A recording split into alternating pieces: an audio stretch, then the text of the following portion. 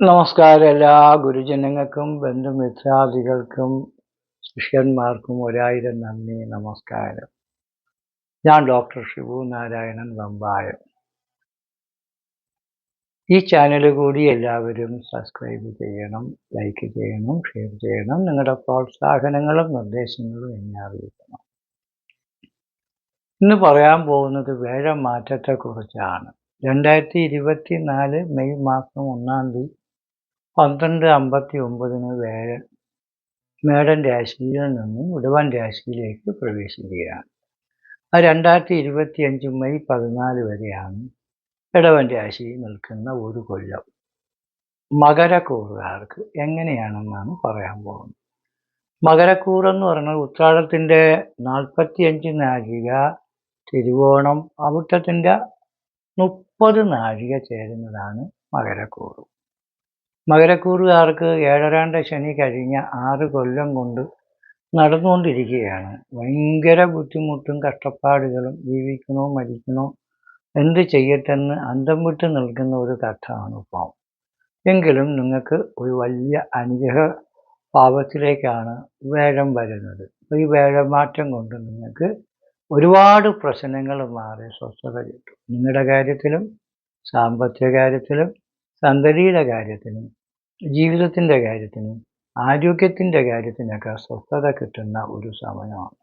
രോഗത്തെ കൊണ്ടും ശത്രുവിനെ കൊണ്ടും കടത്തെ കൊണ്ടും വിഷമിക്കുന്ന നിങ്ങൾക്ക് വലിയൊരു ആശ്വാസമാണ് വേഴഗ്രഹം മകരക്കൂറുകാർക്ക് 4-ൽ നിന്നും മാറി 5-ലേക്ക് വരുന്നത്. അപ്പം 5 വേഴം നിൽക്കുന്നത് വളരെ നല്ലതാണ്. ഈ 5 എന്ന് പറയുന്നത് പുത്രസ്യലാഭോ അഥവാ ആരോഗ്യം ദീ പ്രതിബോധയസ്യ മനസന്തുഷ്ടിച്ച പുണ്യോദയെന്നാണ്. പുത്രസ്യലാഭം മക്കളില്ലാത്തവർക്ക് മക്കളുണ്ടാവും, ഉള്ള മക്കൾക്ക് നല്ലത് വരും. അവർക്ക് ജോലി, ഉദ്യോഗം, അധികാരം, പ്രതാപം, കീർത്തി, അംഗീകാരങ്ങൾ, സന്തോഷങ്ങൾ, പഠിക്കാനും പഠിപ്പിക്കാനും പ്രവർത്തിക്കാനും ഒക്കെ ഉള്ള കഴിവുകൾ അവർക്ക് വർദ്ധിച്ച് സമൂഹത്തിൽ നല്ല നിലയും വിലയും ഒക്കെ കിട്ടി സന്താനങ്ങളെ കൊണ്ടിട്ട് സന്തോഷം കിട്ടാൻ ചാൻസ് ഉള്ള സമയമാണ് ഈ വർഷം. മക്കളുടെ വിദ്യയ്ക്കും ഉദ്യോഗത്തിനൊക്കെ നേട്ടം കിട്ടും. നിങ്ങൾക്ക് പൈസയില്ല, എങ്ങനെ പിള്ളേരുടെ കല്യാണം നടക്കും, എങ്ങനെ ഇവരെ പഠിപ്പിക്കും എന്നുള്ള വിഷമമൊന്നും വേണ്ട. അവർക്ക് നല്ല കല്യാണം വന്നാൽ മുടക്കി കളയാതിരുന്നാൽ മതി. പിള്ളേരുടെ കാര്യം നമ്മളെ പൈസയില്ല, ഇപ്പോൾ കല്യാണം നടത്താൻ നിവർത്തിയില്ലെന്ന് പറഞ്ഞ് ഇല്ലാത്ത ലോണുകളും കടങ്ങളും ഒക്കെ ഒപ്പിച്ച് പിറക്കി ഇനി പിള്ളേരെ അയച്ച് അവരുടെ കാര്യവും നിങ്ങളുടെ കാര്യമൊക്കെ നേടാമെന്ന് വിചാരിച്ച് ശ്രമിക്കരുത്. ഉള്ളതുപോലെ നല്ല ബന്ധം വന്നാൽ നമുക്ക് പാവപ്പെട്ടവരാണ്, നമുക്ക് പൈസയില്ല, നമുക്ക് ഉള്ളതുപോലെ നമുക്ക് ചെയ്യാം. അതിന് താല്പര്യമുള്ളവർ വരും, നമുക്ക് ചെയ്യാം. കാരണം വേറെ 5 നിൽക്കുമ്പോൾ പുത്രസ്യലാഭോ അഥവാ ആരോഗ്യം ദീ പ്രതിബോധയസ്യ മനസന്തുഷ്ടിച്ച പുണ്യോദയ. സന്താനലാഭം കിട്ടും. മക്കളില്ലാത്തവർക്ക് നല്ല മക്കൾ കിട്ടും, ഉള്ള മക്കൾക്ക് നല്ല ഐശ്വര്യം, അഭിവൃദ്ധിയും പുരോഗതികളും കിട്ടും. പുത്രസ്യലാഭം അഥവാ ആരോഗ്യം. നിങ്ങൾ വളരെ കാലം കൊണ്ട് ട്രീറ്റ്മെൻറ്റ്, ഒരുപാട് കഷ്ടതകൾ അനുഭവിക്കുന്ന അവസ്ഥയാണ്. ലോകത്തില്ലാത്ത രോഗങ്ങൾ അത്രയും നിങ്ങൾക്കുണ്ടെന്ന് പറയും.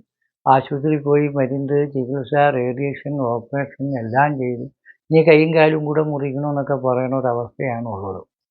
അത് മാറി നിങ്ങൾക്ക് ഒരു കുഴപ്പമില്ലെന്ന് ആശുപത്രിക്കാർ പറയുന്ന ആരോഗ്യം കിട്ടും. ഈ ബുദ്ധിശക്തി കിട്ടും. ബുദ്ധി എന്ന് പറയുന്നത് നമുക്ക് ചില സമയങ്ങളിൽ ആലോചിച്ച് ചിന്തിച്ച് ഭ്രാന്തനായി പോകുന്ന അവസ്ഥകളാണ്. പക്ഷെ ഇപ്പം മനസ്സിന് സന്തോഷം കിട്ടും, ബുദ്ധിയും ശക്തിയൊക്കെ കിട്ടും.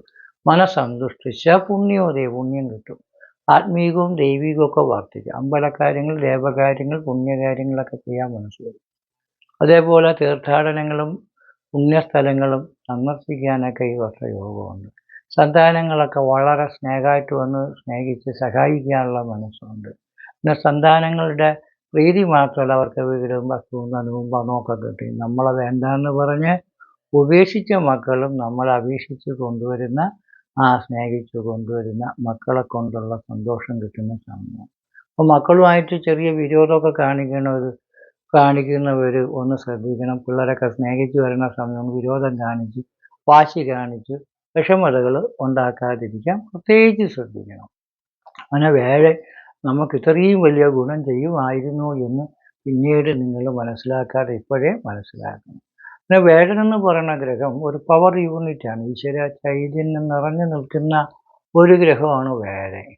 സർവേശ്വരാണാം ഗുരു, സർവ ഈശ്വര ചൈതന്യമുള്ള. അപ്പോൾ ഈശ്വരൻ്റെ ചൈതന്യം നമുക്കും നമ്മളെ കുടുംബത്തിനും സഹോദരങ്ങൾക്കും സന്താനങ്ങൾക്കൊക്കെ കിട്ടി നമുക്കെല്ലാ ഐശ്വര്യങ്ങളും കിട്ടും. ബുദ്ധിയും പുത്രരും സ്നേഹദേഹമർത്ഥം ഗുരുത്വവും സുഖവും മന്ത്രത്വം നയവും വസയും ഗുരുവും എന്നാണ് വേദത്തിന് പറയുന്നത്.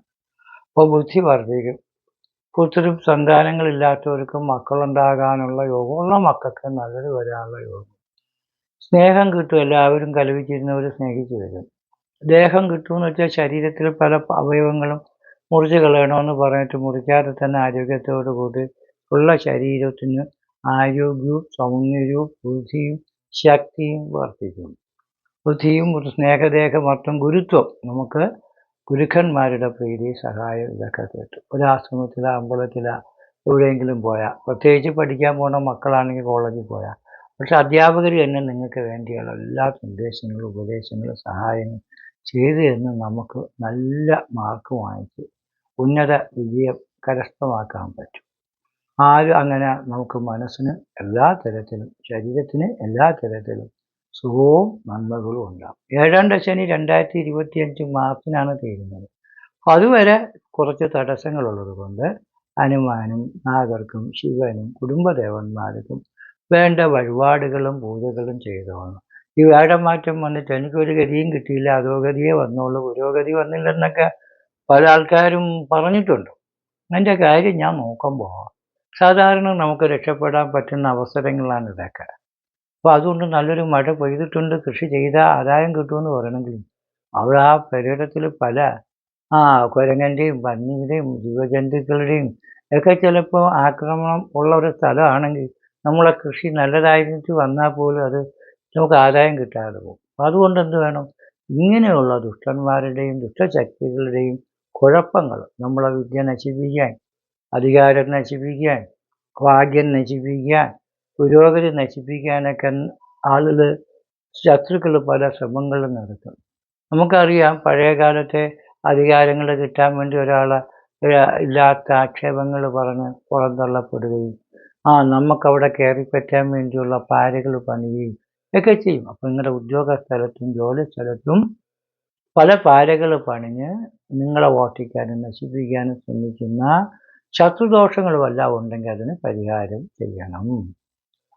2ാമത്തെ കാര്യം, ജാതകത്തിൽ ഏതെങ്കിലും കാളസർപ്പദോഷം, അതേപോലെ വേഴ 3, 6, 12 ഉള്ള ദോഷം, പൂർവികമായിട്ടുള്ള ശാപദുരിതങ്ങൾ ഇതൊക്കെ ഉണ്ടെങ്കിലും ചില ആൾക്കാർക്ക് ജീവിതത്തിൽ വലിയ ബുദ്ധിമുട്ടുകളും കഷ്ടപ്പാടുകളും ഉണ്ടായിക്കൊണ്ടിരിക്കും.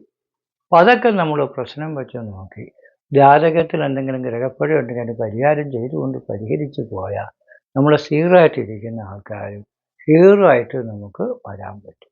അങ്ങനെ നിങ്ങൾ കാലഭൈരവനെയും കുടുംബദേവനെയൊക്കെ വലിച്ച് മുന്നോട്ട് പോയാൽ തീർച്ചയായിട്ടും 7-5 നിൽക്കുന്നതിൻ്റെ സമ്പൂർണ്ണ സൗഭാഗ്യങ്ങൾ സമ്പത്തിനും സന്തതിക്കുമൊക്കെ നല്ലത് തന്നെ വരും. നല്ല ഗുണനന്മകൾ സിദ്ധിക്കും. നഷ്ടപ്പെട്ടു പോയ പൂർവിക വസ്തുക്കൾ, ജപ്തി നടപടികളിൽ നിന്നൊക്കെ മോചനം, കടങ്ങളൊക്കെ എഴുതി വിറ്റെങ്കിലും തീർത്ത് ഉള്ളതിന് നിലനിർത്താൻ ശ്രമിച്ചാൽ ഉള്ളത് നഷ്ടപ്പെടാതിരിക്കാനുള്ള യോഗം, അങ്ങനെ രോഗശാന്തി ഇതൊക്കെ നമുക്ക് കിട്ടും. കാലഭൈരവ ക്ഷേത്രത്തിൽ എല്ലാ അമാവാസി തോറും അമ്പലത്തിൽ രാവിലെ ഗണപതി പൂജയും, 10 മണിക്ക് മുത്തുംചൂമും, 4 മണിക്ക് ഭദ്രകാളി പൂജയും, 6 മണിക്ക് അഭിഷേകങ്ങളൊക്കെ ഉണ്ട്. നെയ്യഭിഷേകം, പാലഭിഷേകം, കരിക്കഭിഷേകം, കളഭാഭിഷേകം, കുങ്കുമാഭിഷേകം, മഞ്ഞൾ കുങ്കുമാഭിഷേകം, ഇങ്ങനെ വിശിഷ്ടമായ ദ്രവ്യാദികളൊക്കെ കൊണ്ടുള്ള അഭിഷേകാദികളൊക്കെ ഉണ്ട്. ഇതിലൊക്കെ നമുക്ക് പങ്കെടുക്കാൻ താല്പര്യമുള്ള ആൾക്കാർ ക്ഷേത്ര കമ്മിറ്റി അല്ലെങ്കിൽ എൻ്റെ വാട്സപ്പിലെ ഒന്ന് മെസ്സേജുകൾ അയക്കണം. നിങ്ങൾക്ക് നിങ്ങളുടെ കുടുംബത്തിനും സന്തതികൾക്കും എല്ലാവിധ ഐശ്വര്യങ്ങളും അഭിവൃദ്ധികളും ഉണ്ടാകുന്നതിന് വേണ്ടി പ്രാർത്ഥിച്ചുകൊണ്ട് നിർത്തുന്നു. നന്ദി, നമസ്കാരം.